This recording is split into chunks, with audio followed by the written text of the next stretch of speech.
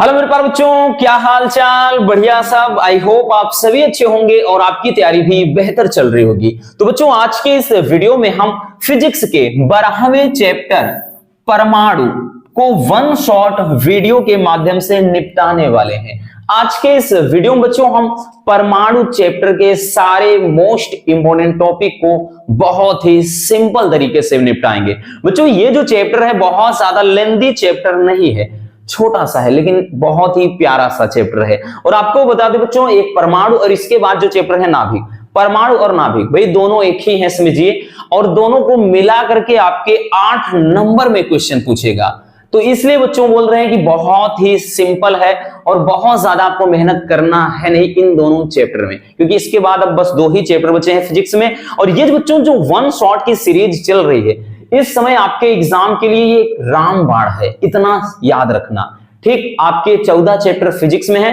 14 दिन का वक्त निकालिए, एक घंटे, आप 1 घंटे 1.5 घंटे का जो भी वीडियो है, हर एक वीडियो को देख लीजिए, आपका फिजिक्स एकदम बेहतर हो जाएगा। ठीक है, बस थोड़ा आपको वर्क करना होगा फिर न्यूमेरिकल पर। तो चलिए देख लेते हैं बच्चों, क्योंकि वन शॉट में हम वही देखेंगे जो आपके बोर्ड एग्जाम की दृष्टि से इंपॉर्टेंट हो, फालतू चीजों को अपन नहीं देखेंगे। ठीक, केवल वही जो पेपर में आए, इतना याद रखना। चलिए बच्चों, सबसे पहला क्वेश्चन है कि रदरफोर्ड के अल्फा कण प्रकीर्णन या अल्फा प्रकीर्णन प्रयोग का संक्षिप्त वर्णन कीजिए। यानी रदरफोर्ड का अल्फा कण प्रकीर्णन का सिद्धांत पूछता है। रदरफोर्ड के अल्फा कण प्रकीर्णन के सिद्धांत में क्या निष्कर्ष निकले हैं वो पूछता है, या फिर पूछता है बच्चों रदरफोर्ड के अल्फा कण प्रकीर्णन के सिद्धांत के आधार पर, ठीक, जो मतलब रदरफोर्ड का परमाणु मॉडल है वो पूछता है। ठीक, कुछ भी पूछे डोंट वरी। सबसे पहले अगर पूछ लिया जाए कि अल्फा कण प्रकीर्णन के जो सिद्धांत में जो भी प्रयोग हुए हैं और जो निष्कर्ष निकले हैं उसको देख लेते हैं बच्चों। चलिए पहले ध्यान से समझिएगा, रदरफोर्ड का अल्फा कण प्रकीर्णन का सिद्धांत होता क्या है। ध्यान से समझना, ये इतना आप छापने की जरूरत है नहीं।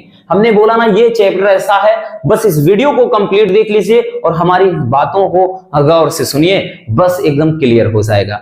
रदरफोर्ड नामक वैज्ञानिक ने परमाणु की स्ट्रक्चर को समझने के लिए, यानी परमाणु की संरचना को समझने के लिए एक एक्सपेरिमेंट किया। और किस पर किया? स्वर्ण पन्नी पर, यानी सोने की एक झिल्ली। ठीक है, स्वर्ण पन्नी पर इन्होंने एक्सपेरिमेंट किया। ठीक, उनको चाहिए था एक भाई कोई परमाणु, तो भाई ये धातु है, ठीक है ना, सोना क्या है? धातु है, और कोई भी भाई परमाणु मतलब धातु है तो उसमें परमाणु होंगे। तो इन्होंने क्या किया? एक्सपेरिमेंट के लिए एक पतली मतलब स्वर्ण पन्नी यानी एक झिल्ली लिया और उस पर इन्होंने अल्फा किरणों की बमबारी किया। किसके लिए? तो परमाणु की स्ट्रक्चर को समझने के लिए। ठीक है, चलिए देखते हैं। तो इन्होंने किया क्या बच्चों?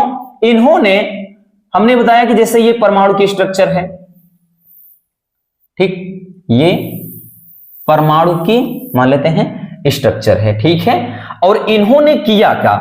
ध्यान से समझिएगा, अब लिखिएगा कि परमाणु की संरचना को समझने के लिए रदरफोर्ड नामक वैज्ञानिक ने एक स्वर्ण पन्नी पर अल्फा कणों की बमबारी किया और जिसके आधार पर इन्होंने निम्नलिखित निष्कर्ष निकाला। अब निष्कर्ष क्या निकाला बच्चों? वही अपने को लिखना है, और वो चीज केवल आप ऐसे चुटकी बजाकर सीखोगे। देखिए, इन्होंने पहला चीज ये बताया कि जो अधिकांश अल्फा कण होते हैं, अधिकांश अल्फा कण होते हैं वो पन्नी को भेद कर सीधे निकल जाते हैं।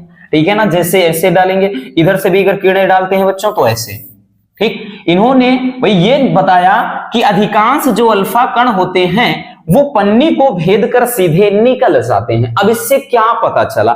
इससे यह पता चलता है बच्चों कि जो परमाणु का अधिकांश भाग होता है वो खाली है, यानी खोखला है, वहां पर कुछ नहीं है, तभी तो ये किरणें सीधे निकल गई है ना। तो पहला चीज वही बताया बच्चों कि अधिकांश अल्फा कण बिना विचलित हुए स्वर्ण पन्नी को भेद करके सीधे निकल जाते हैं। और इससे क्या पता चला? इससे यह निष्कर्ष निकला कि परमाणु के अंदर अधिकांश भाग खोखला होता है। बात समझ में आई बच्चों? ये समझ आ गया। ठीक है, दूसरा पॉइंट इन्होंने क्या कहा बच्चों? तो इन्होंने ये कहा कि कुछ अल्फा कण भाई अपने मार्ग से थोड़ा सा विचलित हो जाते हैं। ठीक है, कुछ अल्फा कण क्या होते हैं, यानी अपने मार्ग से विचलित हो जाते हैं। ठीक है बच्चों, ये क्या है ध्यान से समझना, ये मतलब अल्फा कण है। ठीक, क्या है? अल्फा कण, ये चीज। ठीक, तो दूसरी बात हमने क्या बताया भाई? पहला तो बताया कि अधिकांश अल्फा कण पन्नी को भेद कर सीधे निकल जाते हैं, जिससे यह पता चला कि परमाणु का अधिकांश भाग खोखला होता है। दूसरी बात यह बताया कि भाई जो कुछ अल्फा कण होते हैं वो थोड़ा सा विचलित हो जाते हैं। अब इससे भाई विचलित हो जाते हैं तो इससे यह पता चला कि परमाणु का जो धनावेश होता है वो अत्यंत कम स्थान ले लेता है। ठीक, तो वही चीज लिखा है बच्चों कि कुछ अल्फा कण अपने पथ से विचलित होते हुए गुजरते हैं, जिससे यह पता चला कि परमाणु का जो धनात्मक आवेश है, बोले तो धन आवेश है, वो बहुत कम स्थान लेता है। ठीक, ये चीज पता चला। और उसके बाद बच्चों फिर आगे क्या होता है कि कुछ अल्फा कण मतलब कुछ अल्फा कण बहुत बड़े कोण से विचलित हो जाते हैं। मतलब इस तरह से भाई ये बहुत ही ज्यादा कोण पर विचलित हो जाते हैं, एकदम यूं इधर से मिल जाते हैं, मतलब मुड़ जाते हैं। ठीक है, तो कुछ अल्फा कण बड़े कोण पर मतलब विचलित हो रहे हैं। ठीक है, बड़े कोण पर जब विचलित होते हैं बच्चों तो इससे क्या पता चलता है, ध्यान समझिएगा। ये कुछ अल्फा कण है कि बड़े कोण पर विचलित हो जाते हैं, इससे ये पता चला कि परमाणु के अंदर, यानी परमाणु के अंदर कोई छोटा सा स्थान है और उसी में परमाणु का पूरा धनावेश और पूरा का पूरा द्रव्यमान उसी में निहित है, यानी उसी में क्या है, पूरा पड़ा हुआ है। तभी तो ये किरणों को नहीं जाने दिया भाई, इसको बोलता है कि तुम बाहर जाओ, यार तुम हटो, हमारे पास कहां रहो, मैं तो पावरफुल हूं, इनको साइड कर दिया। तो वो चीज लिखा बच्चों हमने कि कुछ अल्फा कण बहुत बड़े कोण के साथ विचलित होते हैं, इससे यह पता चलता है कि परमाणु का समस्त धनावेश और द्रव्यमान परमाणु के अंदर अत्यंत छोटे से भाग में केंद्रित होता है। ठीक है, यानी जो परमाणु का धनावेश होता है बच्चों इसी भाग में केंद्रित होता है, और इस भाग का नाम रख दिया इन्होंने, यानी इसको क्या बोलते हैं, तो इसको बोलते हैं नाभिक। हालांकि इसको हम बाद में देखेंगे, इसके बारे में डिटेल्स में परेशान मत रहिए। ये क्या होता है, नाभिक। ठीक, ये चीज समझ में आ गया। तो ये होता है अल्फा कण प्रकीर्णन का सिद्धांत, एकदम सिंपल है। ठीक है ना, आई होप कि आपको अच्छे से समझ में आ गया होगा। तो ये अल्फा कण प्रकीर्णन का सिद्धांत है। अब अल्फा कण प्रकीर्णन के सिद्धांत पे के आधार पर रदरफोर्ड ने क्या परमाणु मॉडल दिया, ये तो निष्कर्ष निकाला। अब इसके आधार पर इन्होंने कौन सा परमाणु मॉडल दिया वो भी बहुत ज्यादा पूछा जाता है। ठीक है, चलिए तो जल्दी से पहले इसको स्क्रीनशॉट कर लीजिए।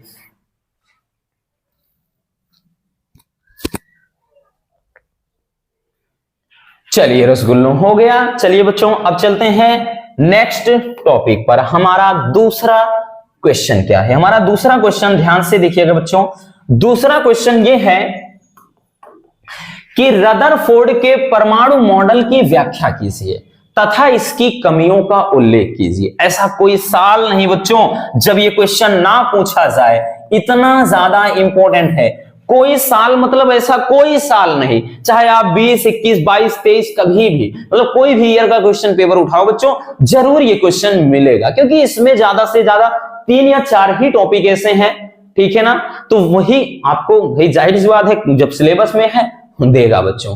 इसलिए बोलते हैं कि भाई ये सिंपल चैप्टर है, छोटा सा है लेकिन मजेदार है। ठीक है, चलिए इसमें 2 क्वेश्चन इन्वॉल्व हैं। एक तो पूछ सकता है कि भाई परमाणु मतलब रदरफोर्ड का परमाणु मॉडल लिखिए या परमाणु मॉडल की व्याख्या कीजिए, एक क्वेश्चन। दूसरा पूछ सकता है कि भाई रदरफोर्ड के परमाणु मॉडल की क्या कमियां हैं। ये तो बहुत ज्यादा, यानी यूं समझिए बच्चों कि आपका 70 से 80% रदरफोर्ड के परमाणु मॉडल की कमियां पूछता है। ठीक है, और बाकी में ये कि रदरफोर्ड का परमाणु मॉडल क्या है। चलिए दोनों को अपन समझते हैं। सबसे पहले बच्चों हम रदरफोर्ड का परमाणु मॉडल समझते हैं। तो रदरफोर्ड का परमाणु मॉडल क्या है उसके लिए समझिएगा। ठीक, ध्यान समझना। अभी जो अल्फा कण प्रकीर्णन का सिद्धांत आपने देखा, उसी के आधार पर रदरफोर्ड ने क्या किया, अपना एक परमाणु मॉडल प्रस्तुत किया, यानी परमाणु को जानने के लिए अपना एक तर्क दे दिया, अपना एक सिद्धांत दे दिया, जिसके बारे में परमाणु के बारे में जानकारी हो सके। ठीक है, चलिए तो पहला इन्होंने क्या बताया बच्चों कि प्रत्येक परमाणु का समस्त द्रव्यमान समस्त द्रव्यमान तथा समस्त धनावेश परमाणु के केंद्र में एक छोटे से भाग में निहित होता है, जिससे क्या बोलते हैं, न्यूक्लियस बोले तो नाभिक कहते हैं। इन्होंने ये बताया कि भाई जैसे परमाणु है, ठीक, कोई बच्चों परमाणु हमने बना लिया, ठीक, एक मिनट, ये थोड़ा गोला इधर उधर हो जाए तो उसके लिए मत ज्यादा घबराइएगा, ठीक है। ये चीज इन्होंने बताया कि भाई ये बताया कि परमाणु का समस्त धनावेश, परमाणु का समस्त द्रव्यमान मतलब और समस्त धनावेश, ठीक, एक छोटे से भाग में क्या होता है बच्चों, केंद्रित होता है।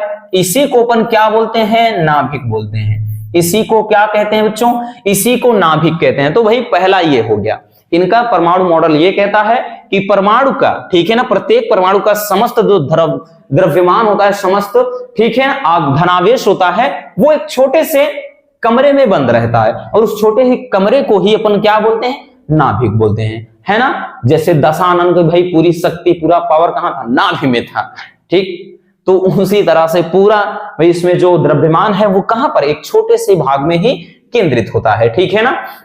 ये चीज ध्यान देना। अगर पूछ लिया जाए कि भाई नाभिक की जो त्रिज्या कितनी होती है, ठीक है, नाभिक की जो त्रिज्या होती है, मतलब ये पूरा का नाभिक की बात कर रहा है, तो 10 के घात होता है बच्चों -12। परमाणु के पूरे की तो 10 के घात -10, ठीक है, इतना ध्यान देना।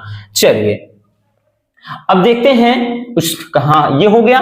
दूसरा क्या कहा बच्चों इन्होंने, कि इन्होंने ये बोला कि नाभिक के चारों ओर मुक्त इलेक्ट्रॉन घूमते रहते हैं तथा मतलब इन इलेक्ट्रॉनों का कुल ऋणावेश नाभिक के धनावेश के बराबर होता है। इन्होंने ये बताया कि भाई नाभिक के चारों ओर, ठीक, मुक्त कक्षाओं, ये नाभिक के चारों ओर कक्षाएं होती हैं, और इन्होंने बताया कि उसी में जो इलेक्ट्रॉन है वो क्या है, घूमते रहते हैं, भाई इसी में इलेक्ट्रॉन चक्कर काटते रहते हैं, ठीक। और जिसमें इन्होंने ये बताया बच्चों कि जो नाभिक का, ठीक है ना, यानी मतलब इसमें जो नाभिक का कुल धनावेश होता है वो कुल ऋणावेश के दोनों इक्वल होता है, और यही क्या करता है, दोनों को बैलेंस कर रखा, मतलब रखता है, ठीक है, ये चीज बताया, ठीक। दूसरी चीज, अब तीसरी बात इन्होंने ये बताया बच्चों कि यह इलेक्ट्रॉन नाभिक के चारों ओर वृत्तीय कक्षाओं में चक्कर लगाते हैं, जिसके लिए आवश्यक अभिकेंद्री जो बल होता है इनको, वो नाभिक के बीच विद्युत आकर्षण बल से प्राप्त होता है। इन्होंने ये बताया कि इलेक्ट्रॉन नाभिक के चारों ओर क्या होते हैं, कक्षाओं में वृत्तीय मतलब कक्षाओं में घूमते रहते हैं, ठीक है। जिससे मान लेते हैं कि भाई एक और कक्षा है यहां से ऐसे ऐसे, ठीक। तो ये बताया कि नाभिक के चारों ओर इन वृत्तीय कक्षाओं में ही क्या है, इलेक्ट्रॉन परिक्रमण करते रहते हैं, ठीक, यानी घूमते रहते हैं। तो ये हो जाता है आपका परमाणु मॉडल, किनका, रदरफोर्ड का, ठीक है। बहुत ज्यादा डिफिकल्ट नहीं है, बहुत ही सिंपल है, बस एक बार अच्छे से पढ़ लिए बच्चों, चीजें आसान हो जाएंगी, ठीक। भाई पहला ये बताया कि परमाणु का समस्त द्रव्यमान और समस्त धनावेश एक छोटे से भाग में निहित होता है, जिसे अपन नाभिक कहते हैं। फिर दूसरी बात ये बताया कि भाई जो मतलब नाभिक के चारों ओर मुक्त इलेक्ट्रॉन घूमते हैं, और इन इलेक्ट्रॉनों का कुल जो ऋणावेश होता है वो नाभिक में उपस्थित धनावेश के इक्वल होता है। फिर इन्होंने बताया कि नाभिक के चारों ओर जो इलेक्ट्रॉन है वो वृत्तीय कक्षाओं में घूमते हैं, और इसमें जो अभिकेंद्रित त्वरण होता है इनको भाई नाभिक में आकर्षण बल के कारण वो मतलब प्राप्त होता है, ठीक है, ये चीज, ठीक। तो ये हो जाता है आपका रदरफोर्ड का परमाणु मॉडल। अब रदरफोर्ड के परमाणु मॉडल में कमियां रही हैं, ठीक, उन कमियों को भाई दूर कैसे किया गया, फिर नया परमाणु मॉडल किसने दिया, उसके बारे में अपन देखेंगे। तो पहले इसको स्क्रीनशॉट कर लीजिए।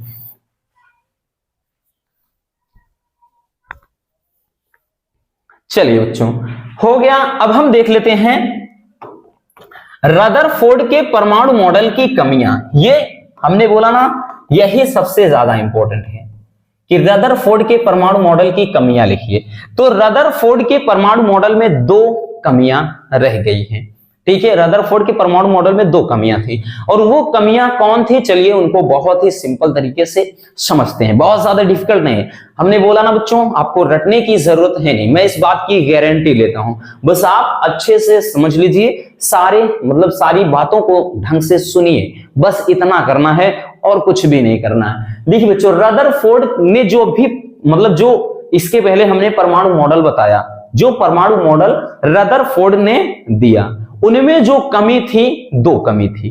ठीक, उनके परमाणु मॉडल में दो कमी थी। एक तो परमाणु के अस्थायित्व के बारे में, दूसरा रेखीय स्पेक्ट्रम के बारे में। स्पेक्ट्रम का मतलब क्या होता है बच्चों? जो पट्टियां होती हैं, ठीक है ना, परमाणु में।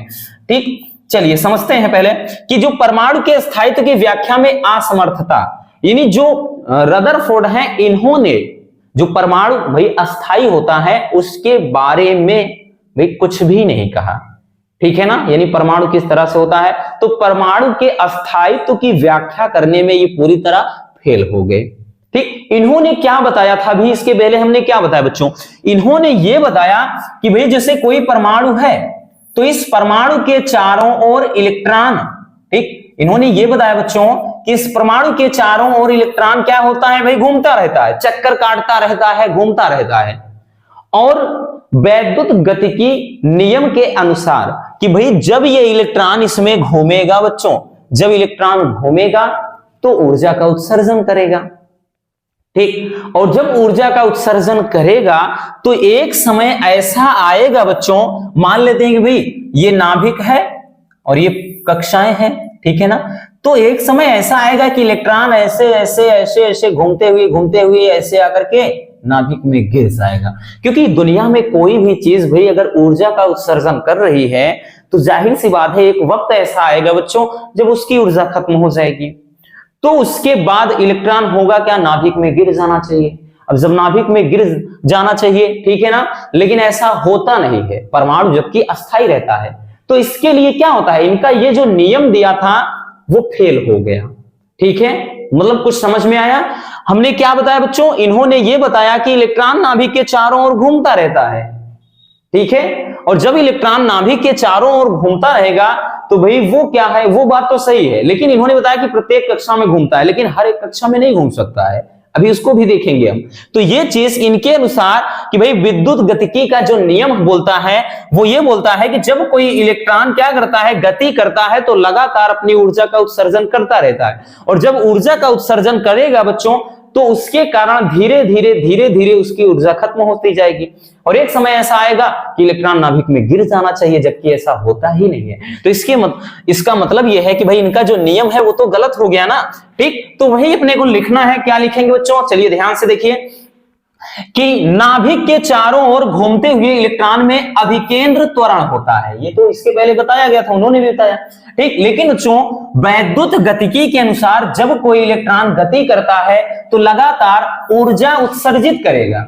लगातार क्या करेगा बच्चों? ऊर्जा उत्सर्जित करेगा, जिसके कारण इलेक्ट्रॉन की जो निरंतर ऊर्जा क्या है, कम होती जाती है।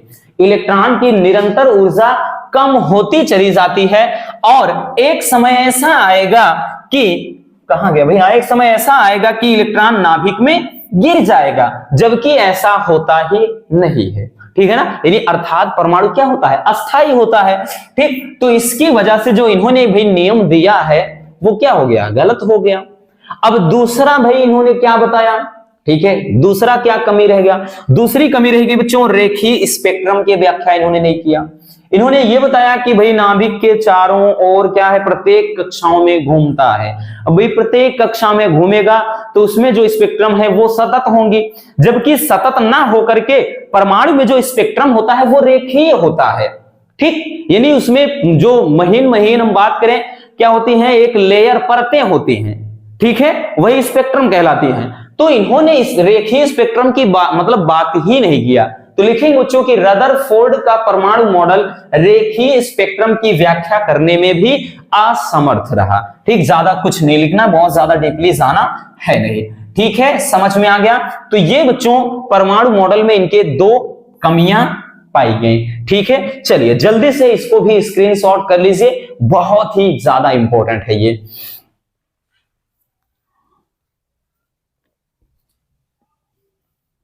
चलिए हो गया। अब हम आते हैं नेक्स्ट क्वेश्चन पर। हमारा नेक्स्ट क्वेश्चन ये है, यही वो क्वेश्चन है बच्चों जिसके बारे में हम बात कर रहे हैं। काफी ज्यादा मजेदार है और काफी ज्यादा ये भी इंपॉर्टेंट है। ठीक, बहुत ही प्यारा सा क्वेश्चन है कि हाइड्रोजन परमाणु के बोहर मॉडल की व्याख्या कीजिए, या फिर कहेगा कि रदरफोर्ड की पर मतलब रदरफोर्ड के परमाणु मॉडल की कमियों को दूर करके बोहर-बरी ने क्या परमाणु मॉडल प्रस्तुत किया। ठीक है, या फिर कहेगा रदरफोर्ड के परमाणु मॉडल की कमियों को बोहर-बरी ने कैसे दूर किया। ठीक, इस तरह से क्वेश्चन पूछा जाएगा, या फिर डायरेक्टली पूछ लेगा कि भाई बोहर का परमाणु मॉडल लिखिए, कुछ भी पूछ सकता है बच्चों। ठीक है ना, पूछने का तरीका अलग अलग हो सकता है, लेकिन भाई सबका मतलब तो एक ही है। अब बच्चों देखिए, जो नील्स बोहर हैं, इनका पूरा नाम है नील्स बोहर। वैसे बोर होता है बोर-बरी, लेकिन यहां पर बोहर-बरी, पूरा मसद नाम है बोहर। ठीक, तो बच्चों नील्स बोहर या नील बोहर ने क्वांटम सिद्धांत के आधार पर रदरफोर्ड के परमाणु मॉडल की कमियों को दूर किया, तथा बोहर ने निम्नलिखित 3 परिकल्पनाएं प्रस्तुत की। इन्होंने 3 पॉइंट बता दिया, जिसके आधार पर इन्होंने एक नया परमाणु मॉडल प्रस्तुत किया। अब इनका परमाणु मॉडल क्या कहता है वो सुनिएगा। ठीक, ध्यान से समझिएगा बच्चों, ये बहुत ही इंपॉर्टेंट है। देखिए, इन्होंने पहला यह बताया कि इलेक्ट्रॉन लगातार बिना ऊर्जा का उत्सर्जन किए अपनी निश्चित कक्षाओं में घूमते रहते हैं, और इस प्रकार प्रत्येक कक्षा की ऊर्जा की मात्रा निश्चित होती है, जिन्हें ऊर्जा स्तर कहते हैं। भाई इन्होंने मजेदार बात बता दी। इन्होंने ये बताया कि भाई इलेक्ट्रॉन, जिसे ये मान लेते हैं कि भाई क्या है, ये परमाणु है। ठीक, तो इन्होंने ये बताया कि इलेक्ट्रॉन, भाई ये बीच में जैसे नाभिक है, तो इनके अनुसार जब इलेक्ट्रॉन इसमें घूमता है तो प्रत्येक कक्षाओं में नहीं घूमता, उनकी अपनी एक मतलब निश्चित कक्षा होती है। ठीक, और उसके बाद जब घूमता भी है तो बच्चों बिना ऊर्जा का उत्सर्जन किए, यानी ऊर्जा का उत्सर्जन नहीं करता है, यानी उसकी ऊर्जा बनी रहती है। ऊर्जा का उत्सर्जन कब होगा वो भी इन्होंने आगे बताया है। ठीक है, तो इन्होंने ये बताया कि अपनी निश्चित कक्षाओं में ये घूमते हैं, और इस प्रकार प्रत्येक कक्षा की जो ऊर्जा की मात्रा है निश्चित होती है, जिन्हें ऊर्जा स्तर कहते हैं। जैसे पता है बच्चों कि ऐसे इनके चारों ओर जो भी कक्षाएं हैं, ठीक, उन्हें क्रमशः हम बात करें तो बच्चों किस नाम से, जैसे आपने देखा होगा के, ठीक, एल एम, उसके बाद एन, एक और कक्षा अगर बना दें के एल एम एन। ठीक, तो ये एक ऐसे कक्षाएं होती हैं के एल एम एन, बोहर-बरी में यही तो चलता है ना, के एल एम एन, ये ठीक, ये इनकी कक्षाएं हैं के एल एम एन। तो वही चीज इन्होंने ये बताया कि भाई इलेक्ट्रॉन बिना ऊर्जा का उत्सर्जन किए अपनी निश्चित कक्षाओं में घूमता है। ठीक है, और हर एक मतलब कक्षा की अपनी एक मतलब हर एक ये जो कक्षा होती है उसकी अपनी कुछ ऊर्जा होती है, और उसी को बोलते हैं ऊर्जा स्तर। ठीक है ना, उस कक्षा को बोलते हैं ऊर्जा स्तर। ये पहला चीज इन्होंने समझा दिया। ठीक है, अब दूसरी बात क्या कहा, भाई पहला तो हो गया, दूसरा चीज इन्होंने क्या कहा बच्चों, गौर से समझिएगा। इन्होंने ये कहा कि इलेक्ट्रॉन केवल उन्हीं कक्षाओं में घूम सकता है जिनका कोणीय संवेग का मान h/2 पाई का पूर्ण गुणक हो। ठीक है, यानी इन्होंने बताया कि इलेक्ट्रॉन हर एक कक्षा में नहीं घूम सकता है, इलेक्ट्रॉन केवल उन्हीं कक्षाओं में घूमता है जिनका कोणीय संवेग यानी J, ठीक, h/2 पाई का पूर्ण गुणक हो। ठीक है, या फिर इसी को बच्चों हम कैसे लिख सकते हैं, ध्यान से समझना, इसको हम लिख सकते हैं जैसे भाई J बराबर यानी कोणीय संवेग बराबर होता है mvr।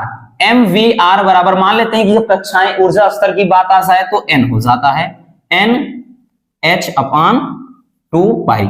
और इस पर बच्चों न्यूमेरिकल भी कभी कभार पूछ लेता है, हमने न्यूमेरिकल भी करवाया है, और 2022 में 23 में न्यूमेरिकल भी इसी फार्मूले पर पूछ लिया था। mvr क्या है, कोणीय संवेग है। ठीक, तो इन्होंने यही बताया कि इलेक्ट्रॉन केवल उन्हीं कक्षाओं, यानी इलेक्ट्रॉन प्रत्येक कक्षा में नहीं घूमता है, इलेक्ट्रॉन केवल उन्हीं कक्षाओं में घूमता है बच्चों जिनका कोणीय संवेग का मान क्या होता है, h/2 पाई का पूर्ण गुणक होता है। इतना याद रखना। ठीक है, तो ये फार्मूला भी आप याद रखिएगा। ठीक, J क्या है, कोणीय संवेग, H क्या है बच्चों, प्लांक नियतांक, N क्या है, नंबर्स ऑफ इलेक्ट्रॉन।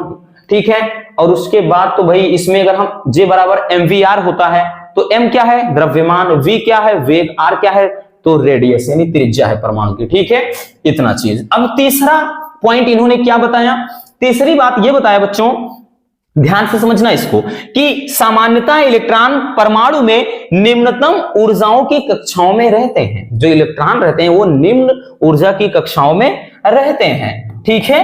और आगे लिखेंगे बच्चों कि जब इलेक्ट्रॉन अपनी कक्षा से उच्च ऊर्जा स्तर में चला जाता है तो ये ऊर्जा का अवशोषण कर लेता है।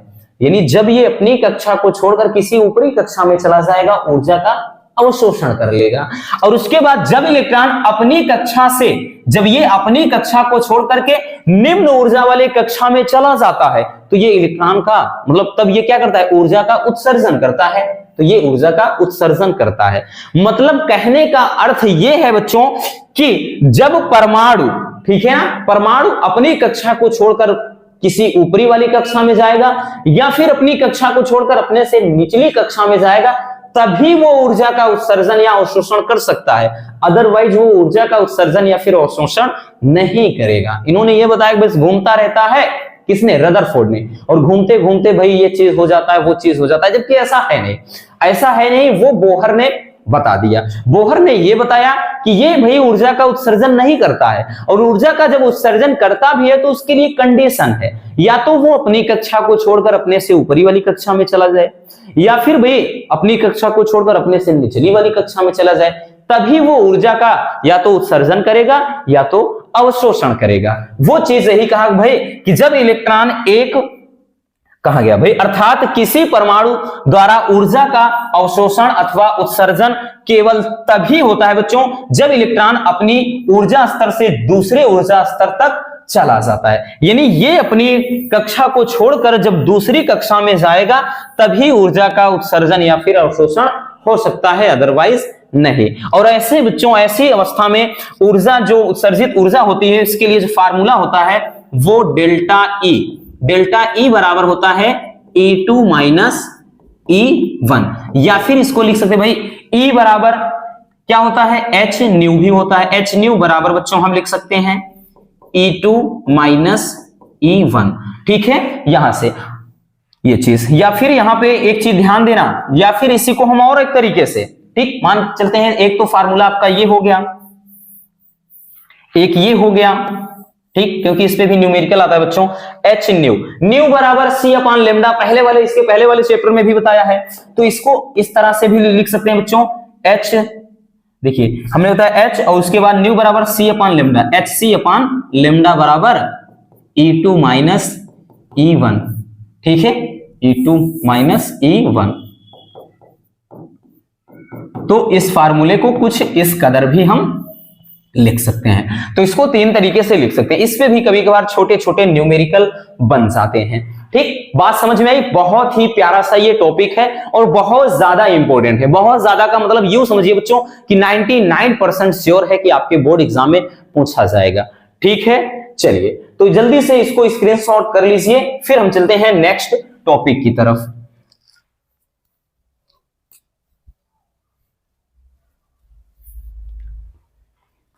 हो गया, चलिए बच्चों अब देख लेते हैं हम नेक्स्ट टॉपिक को। हमारा नेक्स्ट टॉपिक क्या है, ये भी काफी इंपॉर्टेंट है। ठीक है, ये भी बच्चों आपका काफी इंपॉर्टेंट। आप बोलेंगे कितना इंपॉर्टेंट? सबके सब इंपॉर्टेंट है। जितना टॉपिक आज हम देख रहे हैं सब इंपॉर्टेंट है, क्योंकि आपके सेट बनेंगे 7। ठीक, हर साल बच्चों 5 से 7 सेट बनते हैं, तो 7 सेट बनते हैं, तो कुल मिलाकर के बच्चों इसमें कितना 5 से 6 टॉपिक है ही। तो भाई देगा कहां, टॉपिक 5 से 6 हैं, पेपर 7 बनने हैं, तो किसी में भाई न्यूमेरिकल पूछ लेगा, नहीं तो ये तो सारे के सारे टॉपिक वैसे भी पर्याप्त हैं। जब हाँ 20-25 टॉपिक हो जाते हैं तब ये रहता है क्या आएगा क्या नहीं, तब डाउट रहता है। लेकिन यहाँ तो श्योर है बच्चों, इसलिए हम आपको बार बार बोल रहे हैं कि आएंगे तो आएंगे, डेफिनेटली श्योर है, ये गारंटी लेता हूं बच्चों इस बात की कि आना है सब। चलिए जल्दी से इसको देखते हैं। कह रहा है कि बोहर के परमाणु मॉडल के आधार पर इलेक्ट्रॉन की nवीं कक्षा की त्रिज्या के लिए व्यंजक प्राप्त कीजिए। ठीक है, या फिर कभी कभार पूछता है कि भाई इसमें जो परमाणु की जो त्रिज्या होती है वो आवृत्ति के वर्ग के अनुक्रमानुपाती होती है, वो चीज प्रूव करिए, ऐसे पूछ लेता है। ठीक है, चलिए इसको समझ लेते हैं। थोड़ा लिखने वाली जो चीजें हैं वो लिख दिया है बच्चों कि माना E, M तथा V क्या है, इलेक्ट्रॉन के आवेश। भाई E क्या है, आवेश है, M क्या है, द्रव्यमान है, V क्या है, वेलोसिटी, वेग है। कि माना जो E है, E, M तथा V इलेक्ट्रॉन के आवेश, ठीक क्या है बच्चों, इलेक्ट्रॉन के आवेश, द्रव्यमान तथा वेग है, तथा यह इलेक्ट्रॉन r त्रिज्या की कक्षा में घूम रहा है और नाभिक पर जो धनावेश है वो Zd है। अब थोड़ा इसको समझते हैं। भाई हम एक परमाणु बना लेते हैं बच्चों। क्या करते हैं, एक परमाणु, हम एक परमाणु की स्ट्रक्चर यहां से बना ले रहे हैं। ठीक, एक परमाणु की स्ट्रक्चर हम बना ले रहे हैं बच्चों, और यहां पर हम मान लेते हैं जो नाभिक है, और नाभिक का कह रहा है भाई कि जो यहां पर देखिए बोल रहा है ना कि नाभिक पर जो धनावेश है वो क्या है, तो वो Ze है। क्या है बच्चों, Ze है। ठीक, और उसके बाद जो रेडियस है यहां से यहां की जो त्रिज्या है, तो त्रिज्या क्या है, तो त्रिज्या है r, त्रिज्या r है। और इस पर भी बच्चों क्या है भाई, इसके चारों तरफ, भाई परमाणु के चारों ओर, जाहिर सी बात है नाभिक के चारों ओर क्या है, इलेक्ट्रॉन चक्कर काट रहा है, तो वो इलेक्ट्रॉन E हो गया है। ठीक, और किस वेग से बच्चों, तो किस वेग से चल रहा है भाई, तो ये है मान लेते हैं वेग। तो यहां पर जो इसका वेलोसिटी है वो वेग है। सब कुछ समझ में आ गया कि माना जो इलेक्ट्रॉन E है, m क्या है भाई, द्रव्यमान है। ठीक है, जो कण घूम रहा है उसका द्रव्यमान m है, v क्या है, v वेग से ये गति कर रहा है। तो जब ये घूम रहा होता है, तो अभी इसमें बताया है किसने, बोहर-बरी ने भी ये बात कही, और उसके बाद रदरफोर्ड ने भी, कि इसमें इलेक्ट्रॉन को अभिकेंद्रीय बल प्राप्त होता है। ठीक है, इन्होंने ये बताया कि अभिकेंद्रीय बल प्राप्त होता है, और ऐसी सिचुएशन में जो अभिकेंद्रीय बल होता है, ठीक, अभिकेंद्रीय बल जो होता है बच्चों, ठीक, वो किससे प्राप्त होता है, तो इन्होंने ये बताया कि वैद्युत आकर्षण बल से। ठीक है ना, इससे यानी वैद्युत आकर्षण बल के बराबर होता है, वैद्युत आकर्षण बल के बराबर होता है, यह वैद्युत आकर्षण बल से प्राप्त होता है। ठीक, अब हमें बताया बच्चों जो अभिकेंद्रीय बल का फार्मूला होता है, अभिकेंद्रीय तो बल क्या होता है, ठीक है, यानी जब कोई कण मतलब इसके चारों ओर, या जो जब कोई कण वृत्ताकार पथ पर ऐसे घूम रहा होता है, तो भाई आपने पढ़ा है बच्चों 11th में भी है कि जो अभिकेंद्रीय बल लगता है F बराबर mv²/r, यही तो लगता है। और वही अभिकेंद्रीय बल भाई हमारा बैलेंस बनाए रखता है। जैसे हम किसी गोलाकार, जैसे मौत का कुआं आपने देखा है ना, मौत का कुआं में भाई जो बाइक लेकर के नसाते रहते हैं, क्यों नहीं गिरते हैं, अभिकेंद्रीय बल के कारण। अभिकेंद्रीय बल उनके बैलेंस को बनाए रखता है, और वही क्या करता है भाई, वही इस इलेक्ट्रॉन का स्थायित्व बनाए रखता है, वही इस इलेक्ट्रॉन को अंदर गिरने ही नहीं देता। ठीक, तो इन्होंने ये बताया कि अभिकेंद्रीय बल जो होता है वो वैद्युत आकर्षण बल के बराबर होता है। ठीक है, जो वैद्युत आकर्षण बल होता है, तो हमें पता है भाई अभिकेंद्रीय बल जो होता है, तो फार्मूला हो जाएगा बच्चों mv²/r, mv²/r अभिकेंद्रीय बल होता है। और वैद्युत आकर्षण, तो भाई कूलाम का नियम क्या बोलता है, तो कूलाम का नियम होता है 1/4πε0 Q1 Q2। तो भाई Q1 के स्थान पे आवेश क्या है, Ze है। ठीक, अपान Q2 क्या है, केवल E अकेले है, अपान r²। इतना हो जाएगा बच्चों। ठीक है, इतना हो गया। या फिर इसको हम थोड़ा सही से लिख सकते हैं, एक मिनट, इसको लिख सकते हैं कैसे, थोड़ा समझिएगा बच्चों। इसको लिख सकते हैं mv²/r, mv²/r बराबर 1/4πε0, इसको लिख सकते हैं Ze²। ठीक है ना, Ze², क्योंकि E और E 2 है, अपान r। तो इसको ले लेते हैं बच्चों इक्वेशन नंबर 1। अभी नहीं करेंगे, रुको 1 मिनट, इसको थोड़ा और सजा देते हैं। यहां पर हम इसको एक r से एक r काट देते हैं, तो यहां पर बचा क्या बच्चों, तो यहां पर बच गया आपका, ये हो जाएगा mv² बराबर 1/4πε0 Ze²/r, इतना बच गया। अब इसको हम दे देते हैं समीकरण 1। ठीक, समीकरण 1 दे देते हैं, इतना समझ में आ गया। ठीक है ना, अब उसके बाद भाई इसको हम समीकरण 1 दे दिए। अब हम लगाएंगे कोणीय संवेग। ठीक, जब बच्चों इसमें हमने यही तो बताया ना कि इलेक्ट्रॉन केवल उन्हीं कक्षाओं में घूमता है जिसका कोणीय संवेग h/2π का कोण घूर्णक होता है। तो यहां पर लगाएंगे कोणीय संवेग। ठीक, अब कोणीय संवेग का फार्मूला क्या होता है बच्चों, कोणीय संवेग बराबर फार्मूला mvr बराबर NH/2π, यही तो होता है, NH/2π यही होता है ना। अब हम इसका थोड़ा स्क्वायर कर देते हैं, ठीक है, तो लिखेंगे वर्ग करने पर जब इसका वर्ग कर देंगे तो भाई ये क्या हो जाएगा, तो ये हो जाएगा बच्चों आपका m square v square r square बराबर n square h square upon 4π square. ठीक, अब इसको दे देते हैं समीकरण 2। अब करेंगे क्या बच्चों, समीकरण 1 से भाग देने पर लिख देते हैं कि भाई समीकरण 1 से भाग देने पर, समीकरण 1 से भाग लगाते हैं, ध्यान से समझिएगा बच्चों। तो ये क्या है, m square v square r square, भाई समीकरण 1 वाला किधर, इधर का क्या है, केवल mv स्क्वायर है बराबर, अब इधर वाला का क्या है बच्चों, तो ये पूरा है n स्क्वायर h स्क्वायर, ठीक है ना, और अपान ये पूरा 4π स्क्वायर, और ये पूरा का पूरा इधर नीचे लिखेंगे कितना बच्चों, तो 1/4π एप्सिलॉन नॉट है, और उसके बाद यहां पर ZE स्क्वायर और अपान ये R हो गया। ठीक है, थोड़ा इधर देख लेते हैं, इधर जगह है बच्चों, इधर मैनेज कर लेते हैं। चलिए इधर देखिएगा, जो कटने वाली चीजें हैं कुछ काट देते हैं, m से एक m कट गया, v स्क्वायर से v स्क्वायर कट गया, और भी कुछ कटने वाली चीजें अगर काट दीजिए बच्चों, अगर कटने वाली चीजें अगर हैं तो ठीक है ना, अगर है तो काट देते हैं, अदरवाइज नहीं।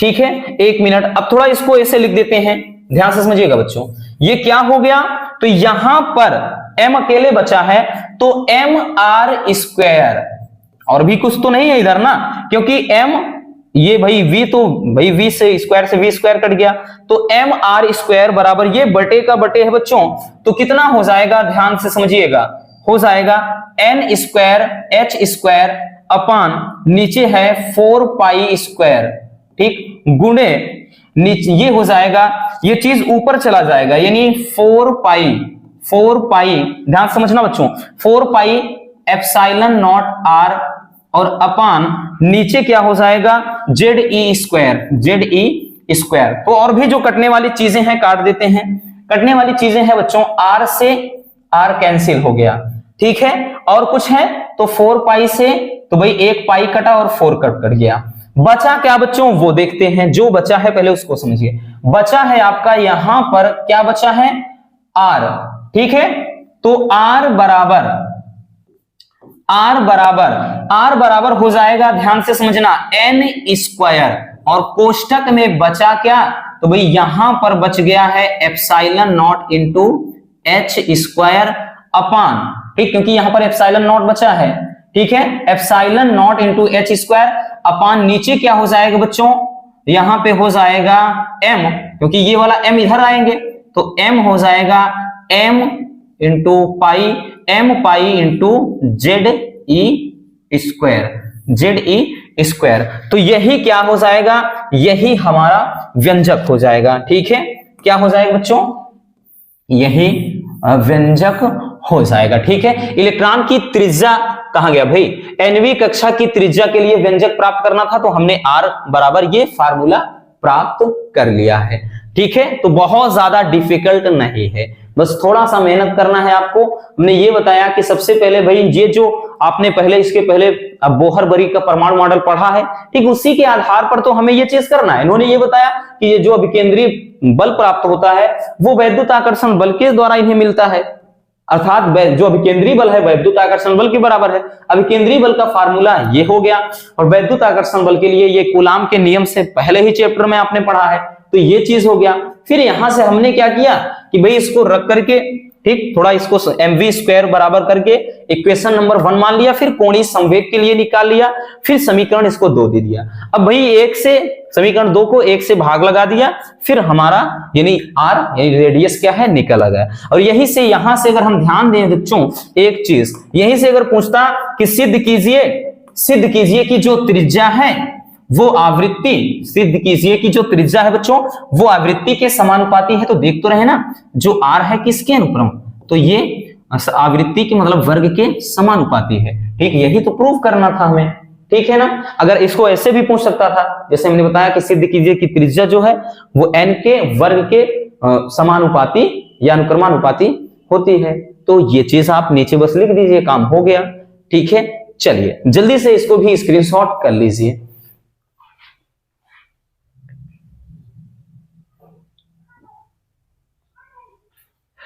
चलिए बच्चों, हो गया।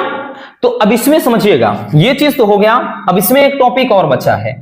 ठीक, इसमें एक है और जो भी है वो बड़ा मजेदार है। यहां पर थोड़ा साइड में देख लीजिए, जो है बहुत ही मजेदार है। तो हम बात कर रहे हैं बच्चों हाइड्रोजन स्पेक्ट्रम की, हाइड्रोजन स्पेक्ट्रम की। ठीक, तो इसमें यानी जो हाइड्रोजन स्पेक्ट्रम है लॉन्ग में पूछा जाता है। ठीक, यानी जिसमें लाइमन, बामर, पाश्चन, ब्रैकेट और एक फुंड, 5 श्रेणियां होती हैं। लाइमन, बामर, पाश्चन, ब्रैकेट, फुंड श्रेणियां। ठीक है, यानी उसका आरेख बनाना जो होता है। ठीक, और इसको हमने नहीं रखा है यहां पर। ठीक, अगर इसको देखना है तो आपको परेशान भी नहीं होना है। हम क्या कर रहे हैं बच्चों, इसको अलग से एक टॉपिक में, भाई एक वीडियो में इसको अलग से फिनिश किए हैं और उस वीडियो की जो लिंक है हम इस वीडियो के डिस्क्रिप्शन में दे देते हैं। बस आप क्लिक करके बच्चों इस वाले टॉपिक को भी इजिली देख लीजिए, वहां से पूरा का पूरा फिर ये चैप्टर कंप्लीट हो जाता है। और फिर इसके बाद 2 चैप्टर और बचे हैं, उनका भी निपटारा जल्द हो जाएगा। ठीक है ना, ये टॉपिक जरूर देख लेना बच्चों। हाइड्रोजन स्पेक्ट्रम जिसके बारे में बात कर रहे हैं बहुत आसान है, कुछ नहीं करिए, बस उसको जाकर के आप एक बार अच्छे से देख लीजिए, आसान मतलब एकदम क्लियर हो जाएगा। ठीक है, तो बस आज के इस वीडियो में इतना ही। उम्मीद है ये वीडियो आपको काफी ज्यादा पसंद आई होगी। अगर वीडियो पसंद आई हो तो प्यार से एक लाइक जरूर कर देना और नए हैं तो चैनल को सब्सक्राइब जरूर लीजिए ताकि ऐसे मजेदार टॉपिक आप तक पहुंचते रहें। तो मिलते हैं किसी और शानदार टॉपिक के साथ। Love you, bye bye, take care. और हाँ, प्यारा सा कमेंट करना बिल्कुल मत भूलिएगा। जल्द ही अपने 5 लाख बच्चों की फैमिली बनने वाली है, तो फटाक से सब्सक्राइब कर दीजिए।